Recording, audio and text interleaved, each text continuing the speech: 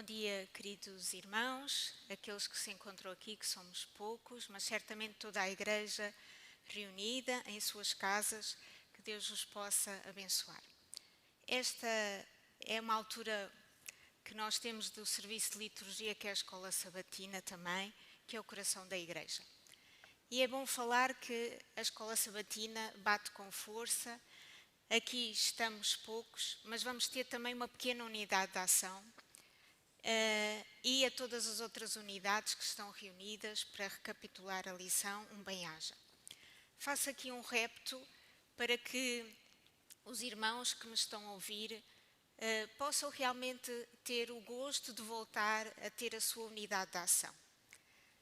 Não sabemos durante quanto tempo vamos estar assim, mas é importante nós interagirmos uns com os outros, porque estar à frente só do ecrã a receber mensagem e não termos a particularidade de certamente raciocinar, de ter as nossas ideias, de partilhar as nossas ideias.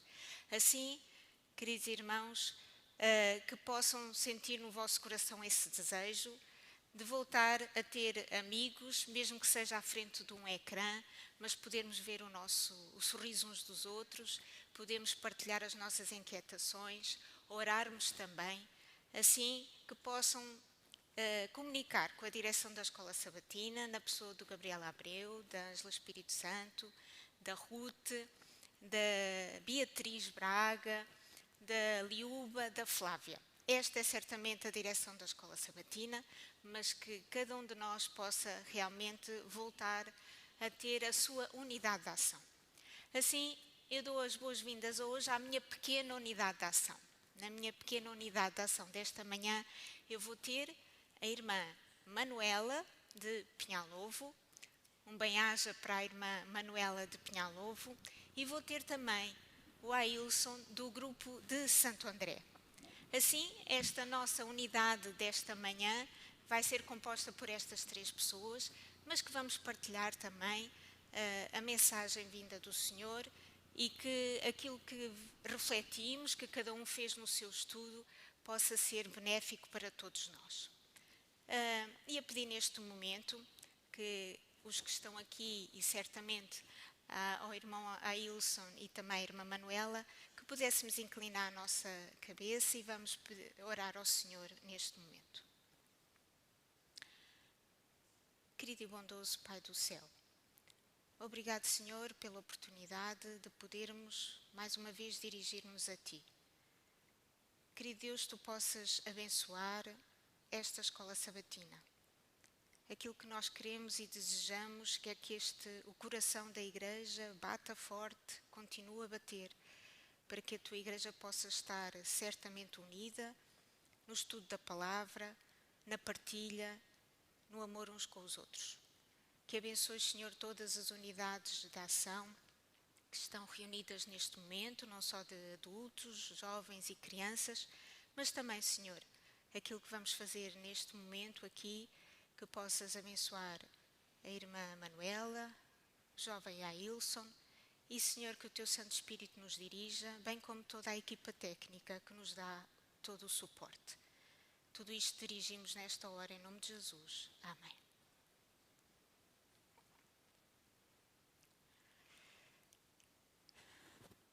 Queridos irmãos, certamente que a lição desta semana vem no enquadramento do livro de Isaías, mas diz que alguém escreveu uma frase muito interessante, que o amor é mais do que um verbo.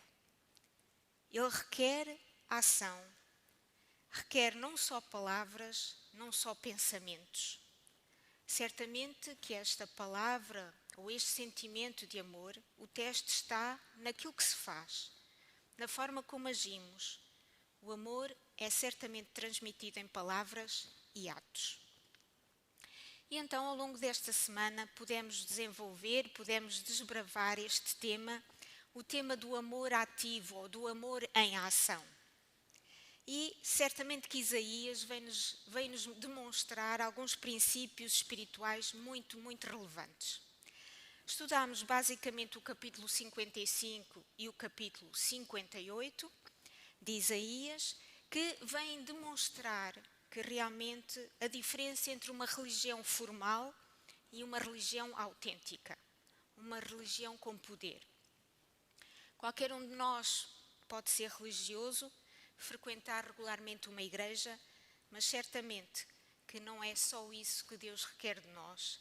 O Senhor deseja muito mais do que isso. Então, vamos abrir a palavra do Senhor no livro de Isaías, no capítulo 55, que é o início, digamos, realmente do estudo da nossa lição, e vamos ler os versos 1 e 2. Isaías, capítulo 55, versos 1 e 2. E diz Isaías: Ó vós, todos os que tendes sede, vinde às águas. E vós que não tendes dinheiro, vinde, comprai, comei. Sim, vinde, comprai e comei, sem dinheiro e sem preço, vinho e leite. Porque gastais o dinheiro naquilo que não é pão, e o produto do vosso trabalho naquilo que não pode satisfazer. Ouvi-me atentamente e comei o que é bom, e a vossa alma se deleite com a gordura. Poderíamos continuar nos outros versos, mas certamente que aqui já nos dá o mote para aquilo que eu pretendia e que certamente aqueles que estão comigo gostaria que pudessem então também buscar o verso 6, porque o verso 6 também acaba por nos demonstrar de que forma podemos buscar ao Senhor e buscá-lo enquanto se pode achar e invocai-o enquanto está perto. Então, aqui a minha primeira abordagem à irmã Manuela, porque estes versos vêm demonstrar uma transação financeira um bocadinho estranha. Que transação financeira é esta? Como é que se pode comprar sem dinheiro? E que preço é este? Irmã Manuela, gostaria de ouvir então certamente a sua opinião. Muito bom dia, é um prazer estar aqui. Muito obrigada, Sónia, pelo convite que me foi feito. E realmente é muito estranho estar a fazer escolas sabatinas através online, mas com a ajuda do Senhor.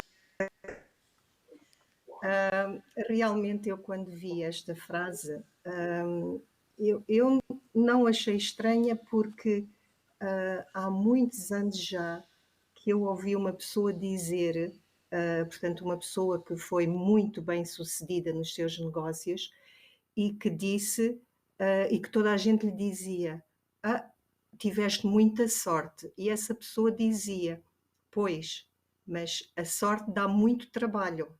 Portanto, aqui também temos uma aparente contradição, mas realmente não é. E eu queria ler uma citação da Senhora White em Parábolas de Jesus, na página 56, que diz o seguinte: a salvação é um dom gratuito e, contudo, deve ser comprado e vendido.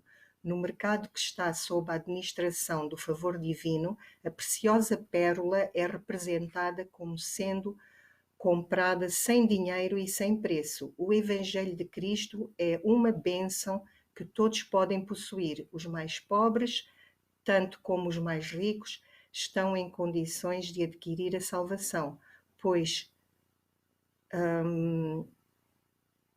só alguma das riquezas terrenas pode assegurá-la. É obtida pela obediência voluntária, entregando-nos a Cristo como sua propriedade adquirida. E então, voltando aqui diretamente à lição, é-nos dito que isto é uma transação, e esta transação é de graça para nós, mas foi uma transação que custou muito a Deus. Portanto, nós temos, nós adquirimos a graça de graça, mas essa graça custou um preço imenso a Deus. Foi o pagar, pagou, o preço que foi pago foi a morte do seu filho na cruz.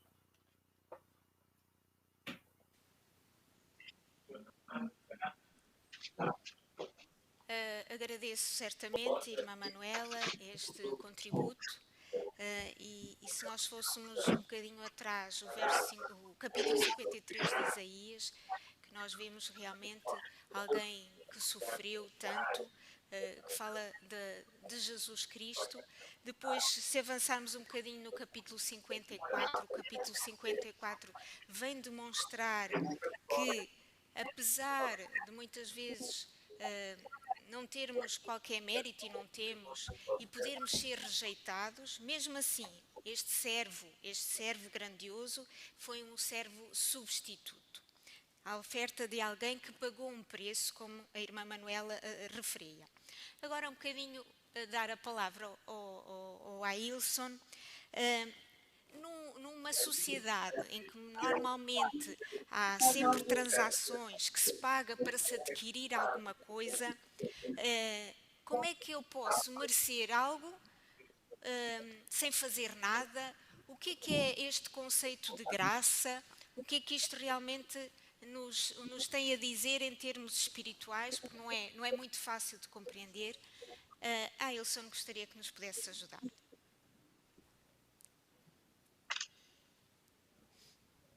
Olá, bom dia a todos. Agradeço pelo convite, um bom sábado, que a paz do Senhor esteja conosco. Sim, é uma pergunta interessante, porque, assim como a minha colega tinha dito, que salvação foi algo que Deus nos deu de graça, e não precisa de dinheiro para comprar salvação, mas salvação chega de graça para mim e para vocês. Mas para Jesus não foi tão de graça, porque ele teve que derramar o seu sangue precioso na cruz. Ou seja, houve um preço que foi pago pela salvação, que foi o sangue precioso de Jesus Cristo. Embora a salvação fosse algo de graça, sim, mas também porque nós somos salvos é pela graça, sim, mas isto não quer dizer também que as obras que nós não podemos fazer nada, porque podemos até pensar assim, olha, como eu sou salvo de graça, eu não vou à igreja, eu não ajudo o meu próximo, então eu fico lá em casa. Será que é assim? Não, é claro que deve ter uma resposta da nossa parte, e a resposta da nossa parte é a obediência ao mandamento de Deus. É isto que então que muitas pessoas fazem confusão, porque claramente que eu sou salvo pela graça, assim como Efésio, ao carta ao Paulo que ele escreveu aos Efésios, que nós somos salvos pela graça mediante a fé, que isso não vem por meio de nós, para que ninguém se glorie. E então é por isso que salvação é pela graça, mas nós devemos fazer a nossa parte, nós devemos responder a essa gratidão que Deus fez para conosco, que é obedecer os seus mandamentos, porque a obediência à lei de Deus é uma resposta de amor por nós termos sido salvos pela graça de Deus. E isso manifesta através das nossas obras. Exemplo, ajudar as pessoas necessitadas, ajudar as pessoas, se calhar, desprezadas na sociedade. E isso mostra que nós somos salvos pela graça através dos nossos atos. Não sei se respondi a pergunta da nossa irmã Sônia. Ilson, certamente que sim. Acabaram por se complementar aquilo que a irmã Manuela referenciou e certamente o que a Ilson agora também transmitiu. Nós não podemos ganhar a salvação, não há mérito nenhum em nós de forma a que o possamos fazer, mas devemos procurá-la com interesse e perseverança. Portanto, aquilo que Jesus já fez tudo, este servo sofredor, este substituto, certamente em todos os aspectos, fez tudo para nós alcançarmos a salvação e ela está disponível de graça, de mão estendida, basta nós certamente a podermos possuir e agarrar com firmeza. Vamos avançando e agora gostaria que pudéssemos abrir Isaías na mesma, estamos no capítulo 55, mas agora no verso 8. No verso 8 e também um bocadinho do 9, mas basicamente o verso 8 diz: não podemos ganhar. Peço desculpa, saltei, estava a ler outro pensamento de Ellen White, mas Isaías 55:8. Porque os meus pensamentos não são os vossos pensamentos, nem os vossos caminhos, os meus caminhos, diz o Senhor. E depois, avançando, acaba por referenciar: assim como os céus são mais altos do que a terra, assim são os meus caminhos mais altos do que os vossos caminhos, e os meus pensamentos mais altos do que os vossos pensamentos. Então, este esmiuçar destes caminhos de pensamentos mais altos, em que aspectos é que Deus é superior e como é que isto está interligado com alguns mistérios do nosso universo? A irmã Manuela, pode-nos ajudar um bocadinho a pensarmos então neste aspecto de Deus estar acima da nossa compreensão? Sim, eu gosto muito de seguir no YouTube as palestras de um cientista que é, no seu campo, ele é químico, e ele é o Dr. James Tour, e ele é judeu, mas converteu-se ao cristianismo há muitos anos.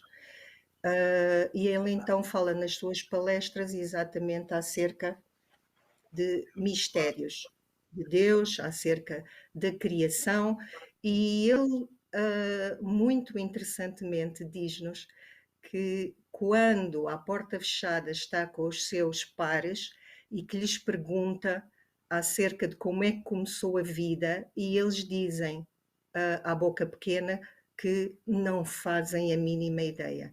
Portanto, por muito que o homem queira sondar os mistérios de Deus, muitos desses mistérios são absolutamente intocáveis para nós, mas realmente aquilo onde a lição quer chegar é acerca do plano da salvação.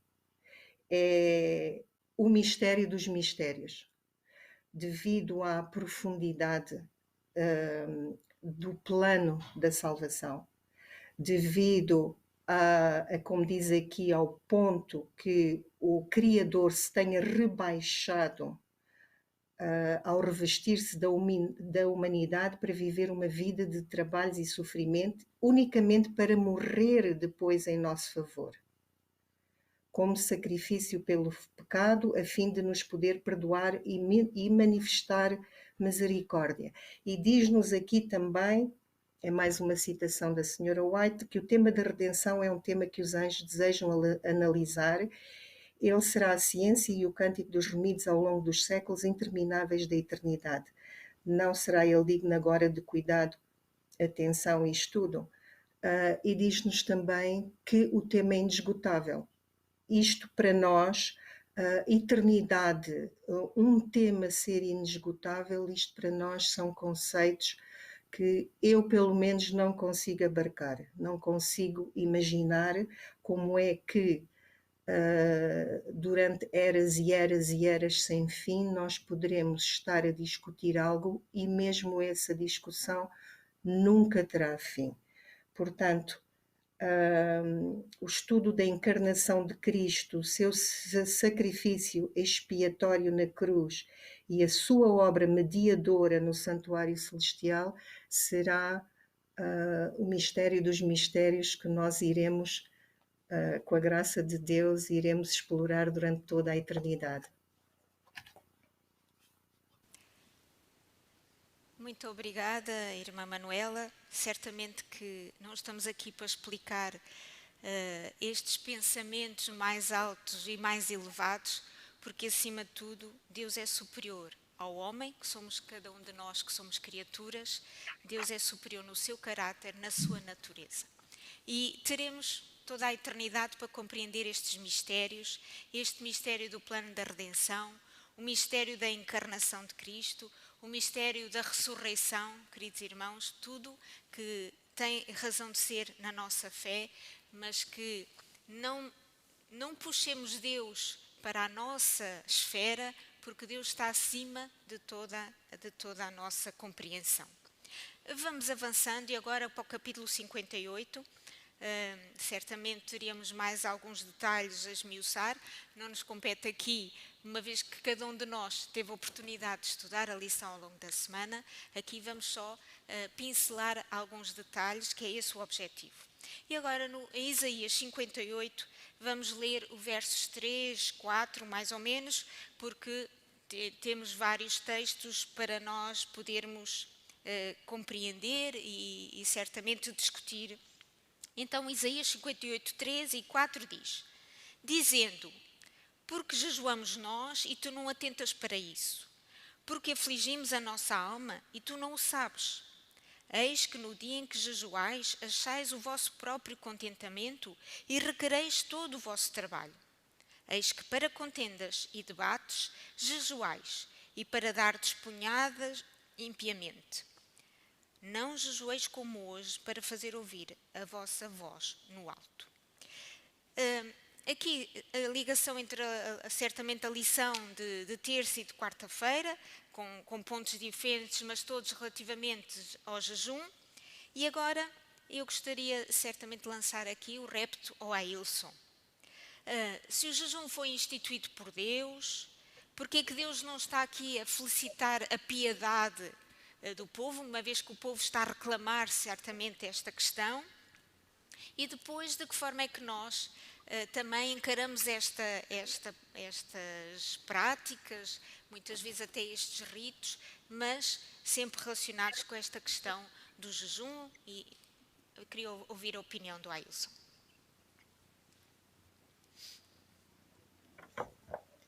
Sim,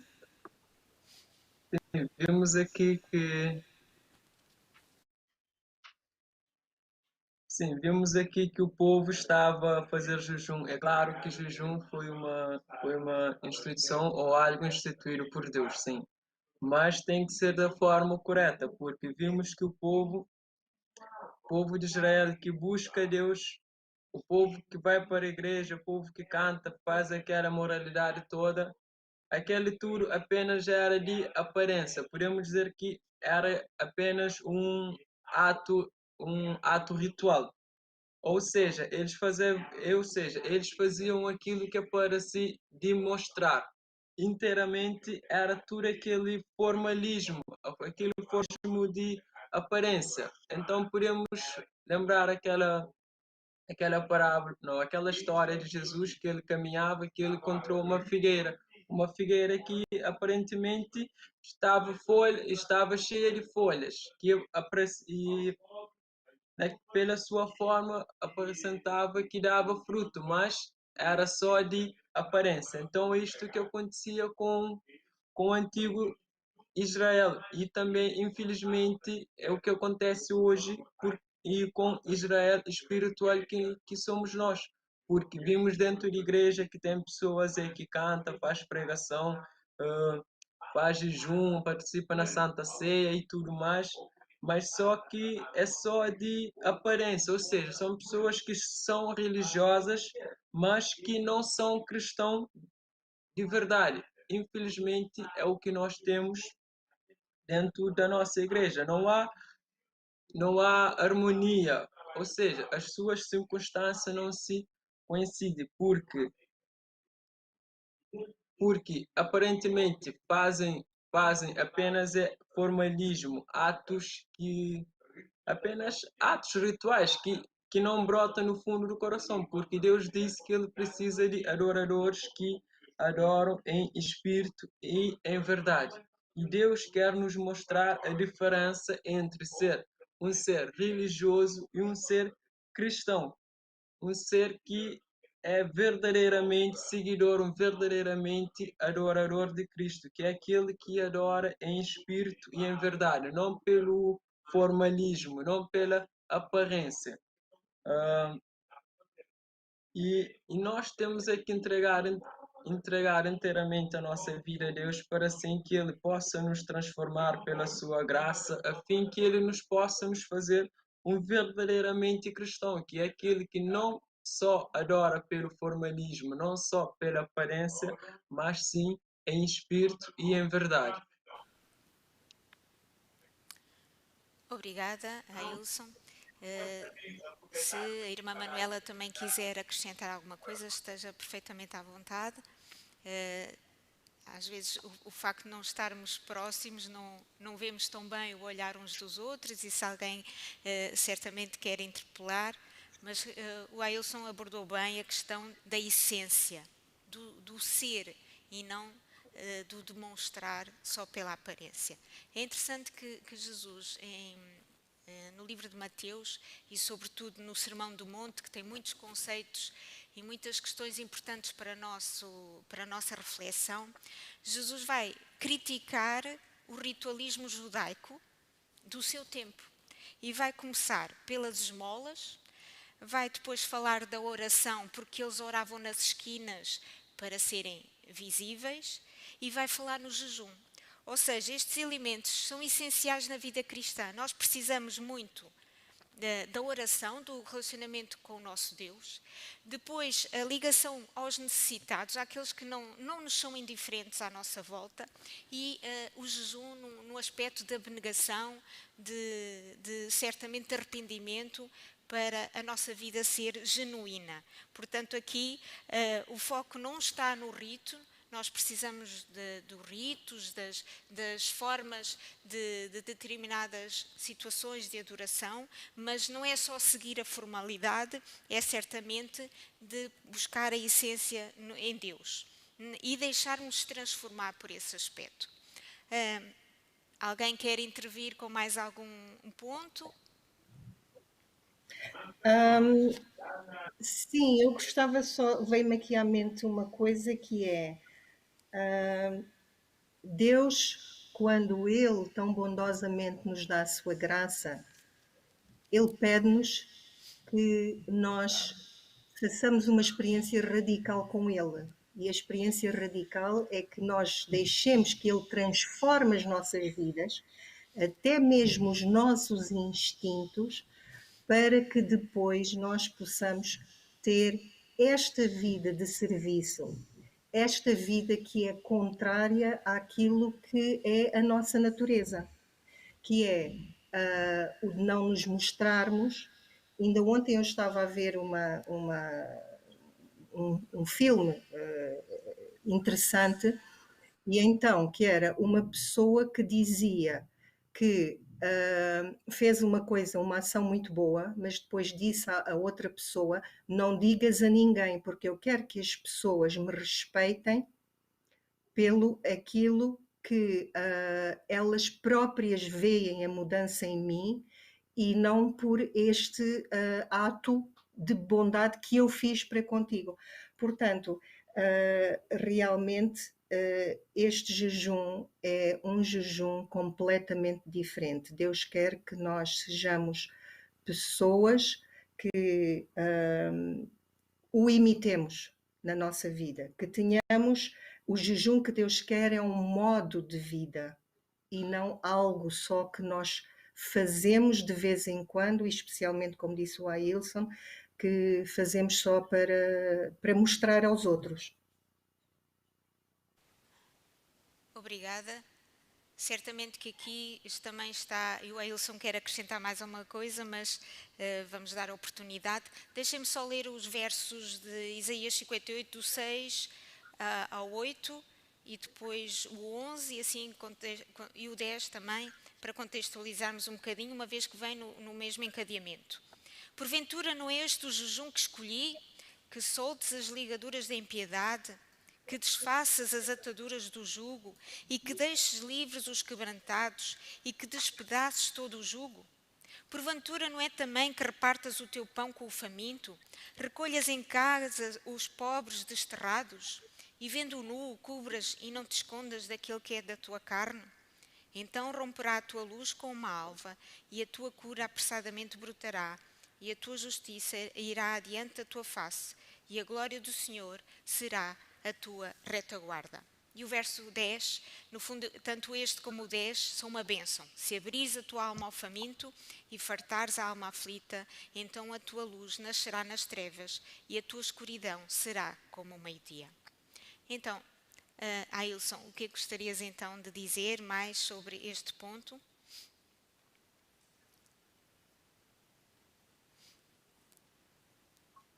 Sim, só queria realçar um bocadinho na lição de terça-feira, quarta-feira.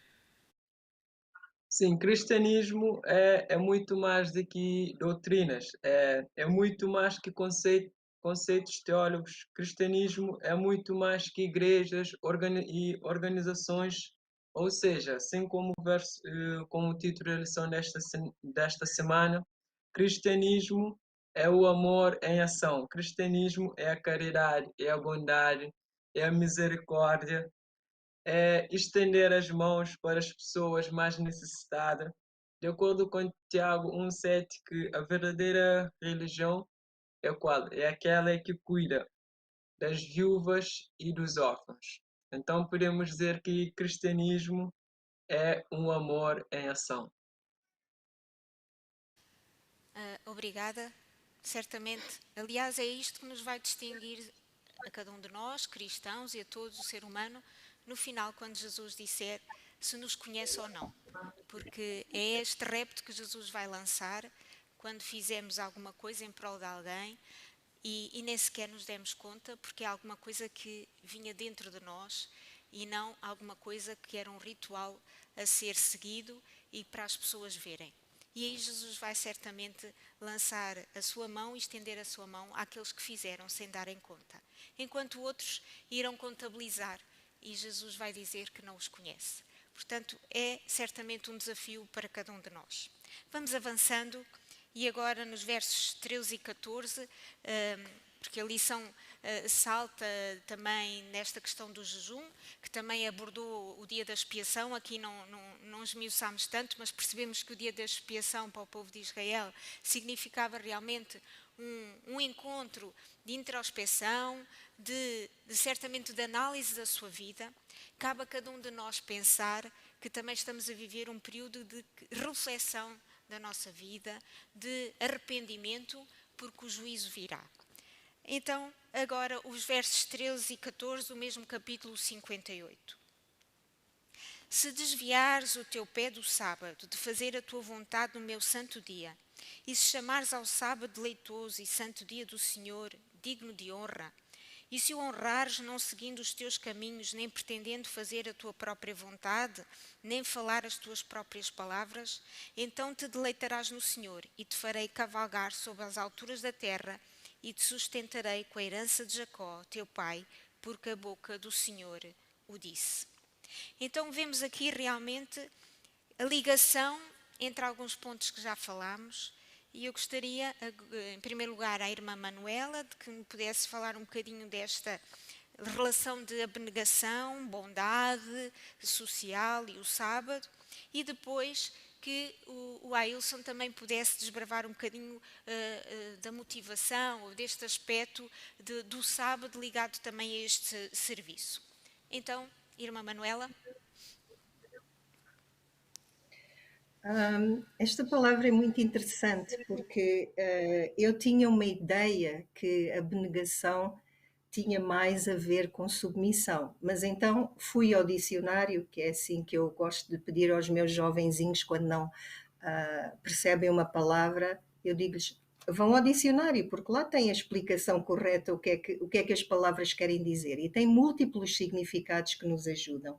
E então eu fui ver ao dicionário e dizia que a abnegação tem renúncia, altruísmo, desapego e depois também tem algumas frases que dizia que desapego é amar o que Deus ama, e diz renúncia da própria vontade ou dos desejos pessoais naturais. Diz ainda que a abnegação é sacrificar os seus próprios desejos para agradar ou ajudar outra pessoa. Portanto, nós já falámos um bocadinho acerca do... nós já falámos um bocadinho acerca do jejum e o que é que esse jejum, qual é que era o jejum que Deus queria que nós praticássemos, e depois vem aqui também, como já a irmã Sónia mencionou, temos aqui uma conjuntura, um elo comum entre a abnegação social e o sábado. E então, qual é que é a relação entre a abnegação, também outra expressão é afligir a alma, ajudar os outros e guardar o sábado?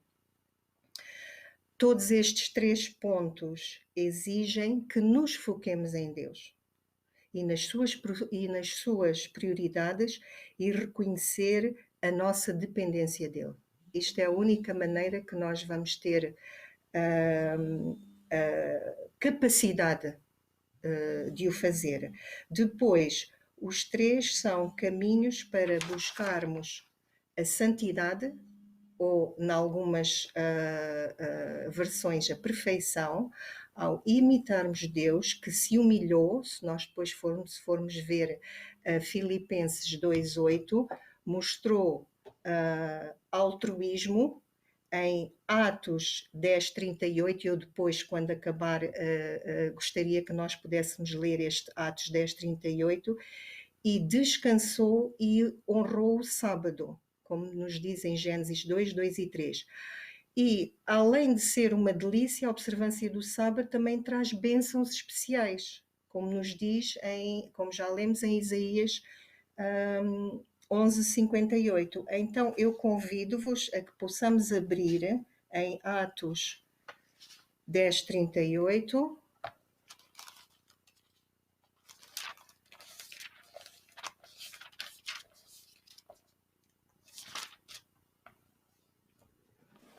Que diz assim: como Deus ungiu Jesus de Nazaré com o Espírito Santo e com virtude, o qual andou fazendo bem e curando a todos os oprimidos do diabo, porque Deus era com ele. Então, temos aqui, em todos estes pontos, tem este em comum, digamos que se pode resumir em 10:38, quanto a mim. Ailson, o que é que tens a acrescentar aqui neste aspecto, para podermos ir terminando?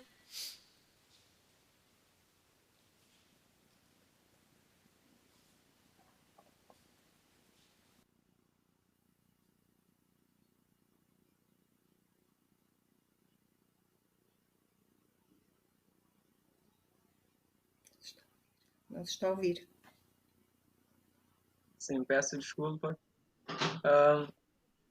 Queria realçar um bocadinho sobre o tema Um Tempo para Nós. Que nós devemos de tirar um tempo que, primeiramente, que é para estar com Deus e também que é para estar com o próximo. Vimos que nós, quando nós guardamos um sábado, que um sábado é um dia diferente das outras. Porque sábado, de acordo com Gênesis 2:1, que o sábado, que Deus santificou o dia do sábado, um dia que é separado.